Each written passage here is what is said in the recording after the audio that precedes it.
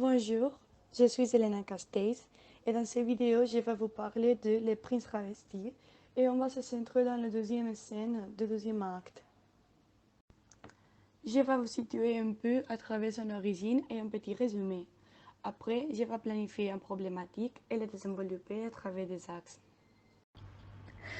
Avant de commencer, on va voir quelques aspects pour nous situer.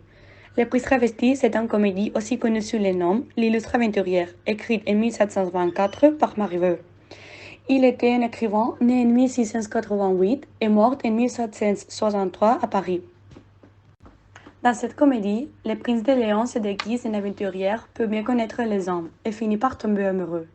Dans la scène qu'on va voir, on peut parler de deux événements différents.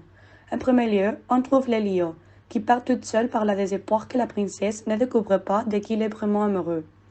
Et aussi on trouve Arlequin, qui l'écoute à part et qui raconte qu'est-ce qui se passe. En second lieu, on trouve Arlequin, qui parle à Lélio sur un traitement que le seigneur Frédéric lui a proposé.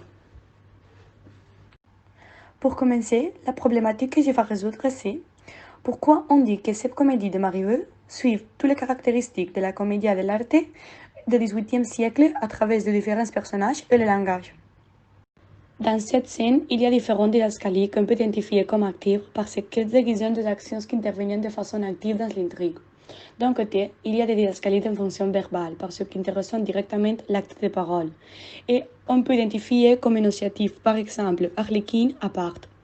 De l'autre côté, il y a des didascalies en fonction non verbale, c'est-à-dire n'intéressant pas directement l'acte de parole.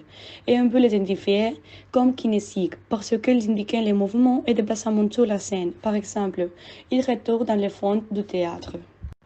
Maintenant, on va parler sur l'effort du discours théâtral. Pour commencer, comme on avait dit, on trouve deux événements dans cette scène. Dans les premières, il y a un soliloque récité par Lélio où il raconte sa peur. Dans les premières, il y a aussi un aparté récité par Arlequin où il raconte tout ça que Lélio a dit. Dans le deuxième, il y a un dialogue entre Arlequin et Lélio où le valet lui annonce à Lélio le traitement de Frédéric. Ensuite, on va parler sur la relation avec la comédie de l'art. En Les Princes travestis, on peut voir différents aspects en relation à ça.